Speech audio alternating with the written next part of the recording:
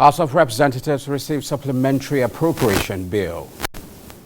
No plans to redenominate Naira notes in 2024, says the Central Bank of Nigeria.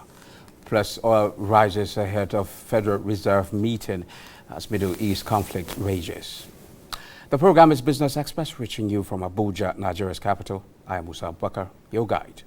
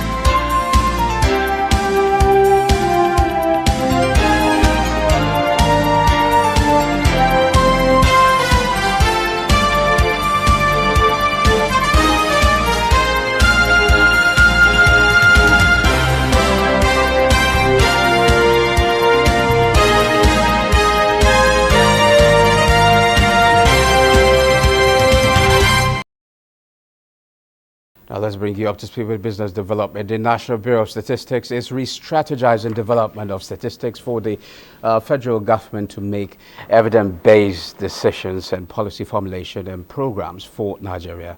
To this end, a stakeholders engagement workshop for drafting of national strategy for the development of statistics Phase 3 is convened in Abuja. It's a call to national duty, and this, ladies and gentlemen, have answered. The task is to come up with a new national strategy for the development of statistics for 2024-2028. This is after the last national strategy for the development of statistics covered 2017 and 2021 period. We must ensure that the statistical system caters to the need of all segments of our society, leaving no one behind. The current unrelenting digital revolution offers new opportunities to enhance our statistical capabilities. NBS is planning to establish Data Innovation Lab, which is going to enhance our publication and application of big data. The 4-year document is a comprehensive framework that will guide a systematic and coordinated development of statistical activities in the country, designed to enhance quality, relevance, as well as aid evidence-based decision, policy formulation, and development plan. Statistics will play a vital role in assessing the implementation of the federal government's 8-point agenda of Mr. President. Hence, strengthening the statistical system is paramount to evaluate the current position and subsequent progress of the current administration. Funding statistics because we want to encourage everyone, government, stakeholders, development partners, but all stakeholders, also like the civil society, academics, to actually use statistics.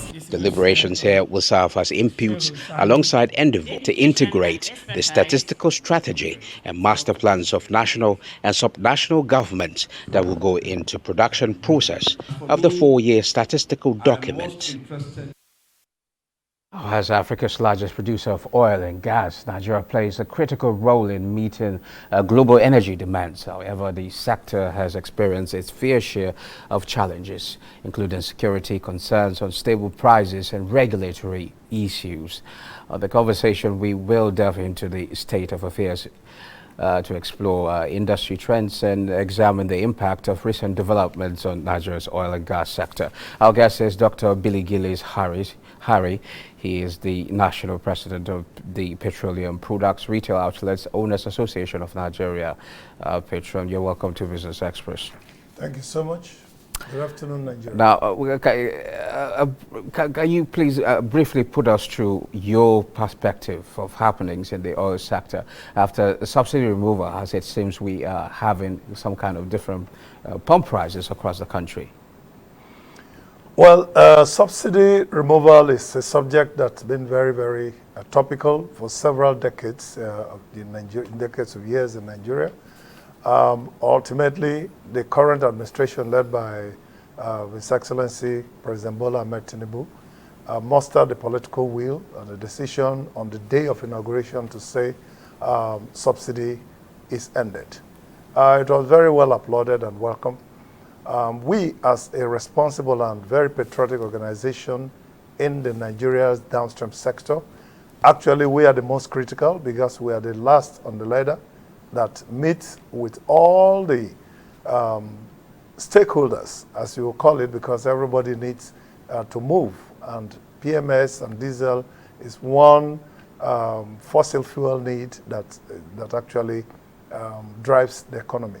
And so we are very critical. Petron is a very critical association, and we take time to ensure that our covenant with Nigeria is met, simply to make sure that we have quality service, efficient petroleum product delivery, non-adulteration, and ensuring that our members are benefiting from the business which they have invested in. Well, prior to May 29th, we have been having discussions on how we can approach subsidy removal and full deregulation one day before the subsidy is removed, and on the day of the subsidy removal, the vagaries of the market and how we should be able to attend to things, and at least one day into the future after the regulation has set in and subsidies removed. However, we thought that what we should have done was that the regulators and the executive branch of Nigeria should have met with the stakeholders.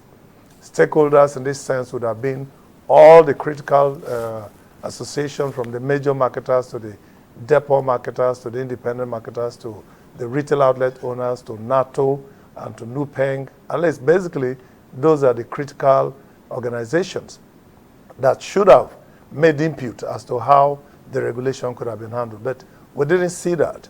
What we've seen so far is a committee set up to be able to attend to what the regulation regime should look like and what subsidy removal should be attended to. I'm not certain that those committee results have been efficient as of today. We just hope, that it's not too late. It's only 5 months down the road. So we could still reinvent the wheel and then redirect the energies to make sure that the president is very successful in that very, very laudable decision he has made to remove subsidy and ensure that the regulation sets in. However, removal of subsidy today is being a concern and a pain to everybody. Consumers are crying. Retail outlet owners are crying. I do not want to speak for anybody else, but for those who are very concerned. Okay. Now we hear the present landing costs of petrol is almost same or even above the pump price. If true, the NNPC Limited says it has no intention of increasing the pump price of petrol at its retail outlets. Who then is responsible for the differential? Well, that is a question that as a business leader, I'm completely unable to answer, because those are policy issues that have to emanate from the executive branch of government, and of course the legislatures or legislative arm also have something to do, and also NNPC itself as a company that is limited but enjoying the benefits and the goodwill and the sovereign wealth of the all of us. So it's even wrong when you say NNPC is competing with other limited liability companies, because we do not have the assets. We don't have the capacity. We don't enjoy the goodwill of the Nigerian states, as NNPC, enjoys. So right now, I can tell you that some of my members were also given license to import, but of course they could not import for reasons that are very clear. The drastic, negative effect of the dollar on the naira is a very big issue that just only government alone cannot do something about it. I think that private sector and government should meet together and see what can be done about the CBN policies and how we can increase our export earnings, and not just only in oil, but even other areas, because basically dollar is a function of how much external trade you are doing and what you are reserving. So right now, yes, your speculation is not wrong, because most of my members who are given license to import could not import because they do not have the access to US dollars, to Forex, import. Now, Dr. Gillis Harris, before I let you go, I understand that you need to attend to some other things. With the PIA, in effect, we are supposed to have multiple importers of the product with market forces determining price. But there seemed to be the allegation of monopoly in the supply of the product in the country. Why is that? Well, that's what I was saying much earlier, that NNPC today is a limited liability company that's also playing both in the upstream, midstream, and the downstream sector. And of course, they have quite a lot of goodwill and assets that are backing their decisions and actions and policy drive. Some of us that are limited liability companies don't have those kind of goodwill and that kind of deep pocket to be able to do what we need to do. Now, if you are given a petroleum importing license, the first thing is you have a market that's going to supply to you, and then you also have to have the money to pay. And the money is not paid in Nigerian naira, it's paid in the US dollars. So it's very, very important, that foreign exchange is stable in this country, and we all know what our situation is. And that's why people like us will say that let the private sector and the public sector meet to tinker out how we can get around this issue. It's not what we should leave only for the government to do, because it's our country, and we all need to make it work. Now, I mean, the fact of pricing, okay. let's address it. The fact of pricing that you are asking, it cannot be far from the truth, because if we're importing petroleum product and we're going to make sales, or at least will give us 10-15% margin, there's no reason why others will not join an NPC to import. But if that is not the case, then certainly that there is a difficulty in meeting up with the cost demands and the profit projection and actually the processes. We insist on effective regulation. We want NMDPRA to be very effective, but we want them to be effective working together with us, because you cannot just bring policies that is not going to be useful to the people you want to regulate. And we are not inexperienced. We have a lot of experience that we can bring to the table. So we think that we can make Nigeria much better if we work in synergy. Now, amid rising global oil prices and naira devaluation, why should we peg the pump price, considering the fact that Nigerians are becoming too poor to afford energy? Well, I think that pegging the price of PMS, in my deepest counsel to anybody that cares to listen, is not the right step to take, because we should not depend on PMS for our energy sources. We have been tinkering with the National Gas Expansion Program. That's mostly the CNG, LNG, and the PNG projects, to be able to bring alternative energy to fire our engines and then move the wheels of our economy. I think that the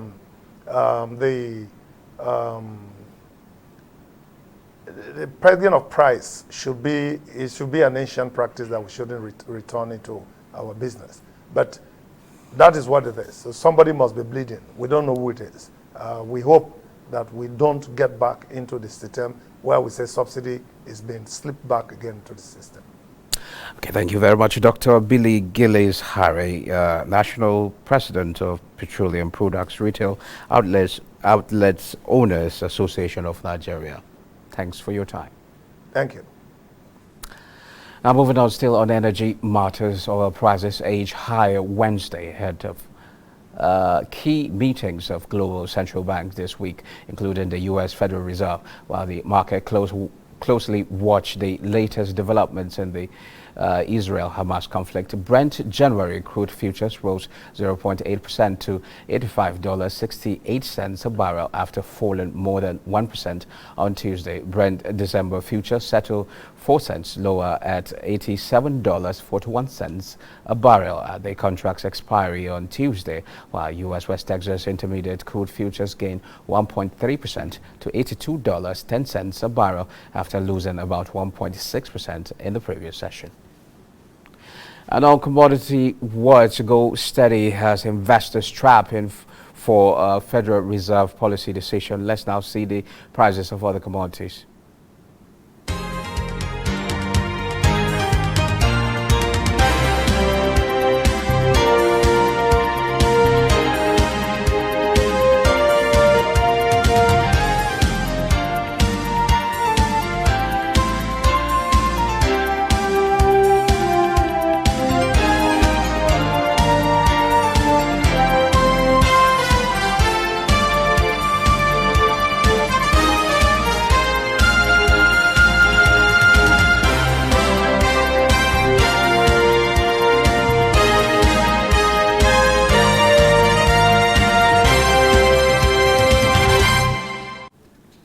And after exports, the Nigerian Export Promotion Council, NEPC, has expressed its resolve to optimize the potential of Nigeria's agro-commodities for export and foreign exchange earnings. The executive director of the NEPC, Nonye Ayeni, gave the indication at the official launch of the council's export mentorship program in Abuja. Comfort Amadou reports. Increasing Nigerians' revenue base and foreign exchange earnings through the non-oil export has been top the agenda of the Nigerian Export Promotion Council as the NEPC targets key markets to promote Nigerian products and services on the continent and beyond.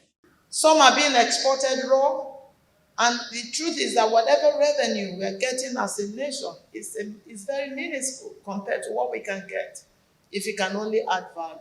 We've not even talked about solid minerals. We've not also talked about service. Some of the mentors say the program is timely and beneficial for entrepreneurs and MSMEs who are the major contributor to the nation's economy. It's going to give us a better trajectory because the non-oil exports will increase in leaps and bounds. Entrepreneurs and prospective exporters are already taking advantage of the Export Mentorship Program of the NEPC. The NEPC Export Mentorship Program is targeted at bridging skills gaps of MSMEs, as well as raising a new crop of skilled exporters for business. Comfort Amadou. Now, President Bola Ahmed Tinubu has submitted the 2024 to 2026 medium-term expenditure framework and fiscal strategy paper to the House of Representatives for consideration and approval, preparatory to the submission of the 2024 budget proposals.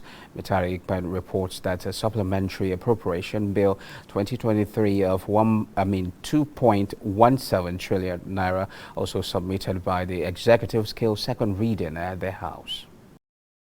The 2024 to 2026 medium-term expenditure framework was submitted alongside another 2023 supplementary budget of 2.17 trillion naira, of which 992.8 billion naira is for recurrent non-debt expenditure, while 1.6 trillion naira is for contribution to the Development Fund for capital expenditure. To make further provisions for additional palliative measures, including the wage award for public servants and the enhanced cash transfer program. The budget is designed to address those critical infrastructural and social issues that continue to bedevil policy implementation in the country.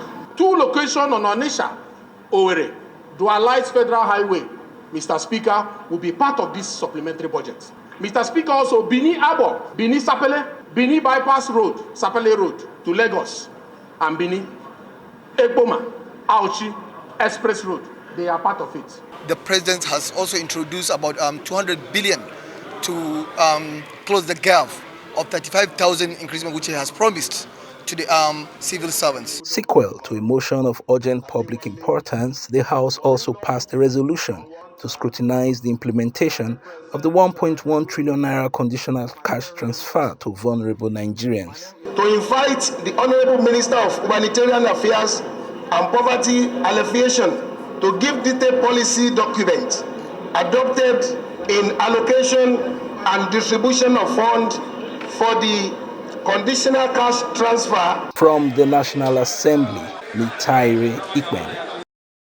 The Association of Nigerian Television Authority Pensioners, ANTAP, commends federal government's decision to cushion the effect of subsidy removal with the sum of 25,000 naira for 3 months and appeals for more. Bosede reports that this was at the 2023 annual conference of the association in Abuja.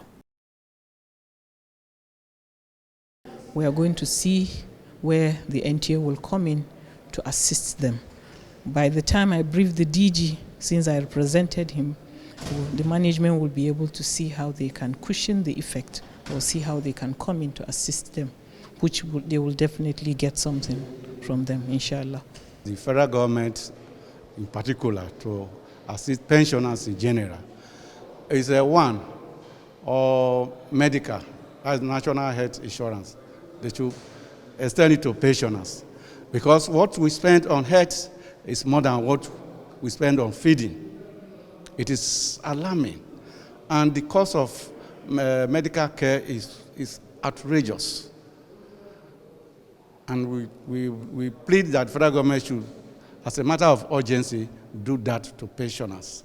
If the federal government can assist them with their desired cushion effect, I think it will go a long way.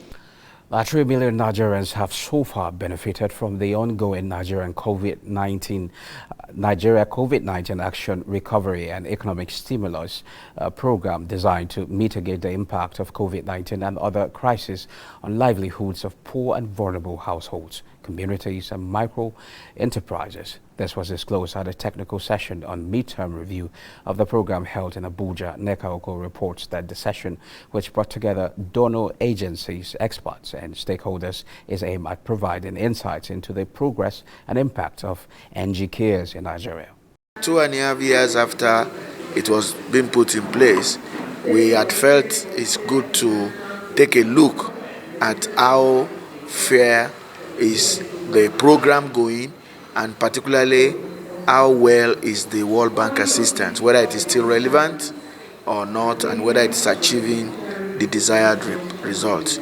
Of course, I like to say that it is doing well now, but after a very difficult start. It's a program that is relatively young as a program, but it has inherited other programs that have been existing for quite some time, like the CSDP, like the FADAMA program. So the popularity is growing, and the impact is also phenomenal, because as we speak, over 3 million beneficiaries of the program as we speak across the country. And it has helped a lot of those people, to migrate, from abject poverty to some level of stability. The Chairman Board of Directors and Advisory Board of the Africa Private Sector Summit, Professor Kingsley Mogalu, says he is committed to supporting Africa rediscover the critical role of the private sector in achieving the continent's aspirations to prosperity, which he says requires effective engagement not just with the private sector but also with Africa's political leaders and governments, as well as international organizations and civil society.